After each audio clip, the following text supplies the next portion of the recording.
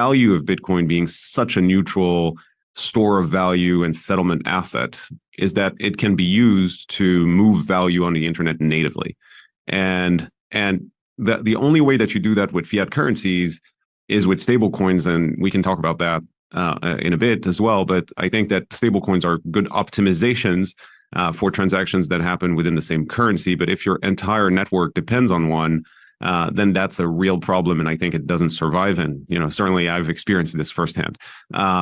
And so Bitcoin as a net global neutral settlement asset for the internet, for the world, for transactions between real-time payment systems is really the way it's going to happen. And there's an interesting development in the last 5-10 years. You've had more and more real-time payment systems emerge in very large regions. So you have Pix in Brazil, you have UPI in India, you have real-time payments in Mexico, you have somewhat real-time payments in Europe.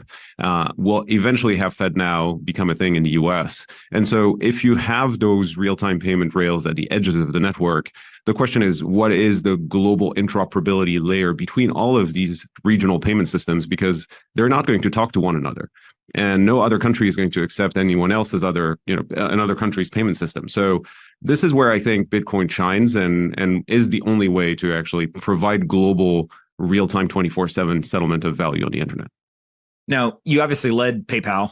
You then went to Facebook, and you not only did the Messenger kind of product and did some amazing things there in terms of growing it and really building some Robux functionality, but then also you did Libra. When you left Facebook, you pretty much could have gone and done almost anything in tech and business. There was tons of opportunity that you were given. You chose to start a company called Lightspark. Talk a little bit as to why, one, subject yourself to the pain and the glass eating of building a company from scratch, but also, two, kind of the idea and what got you energized about starting Lightspark.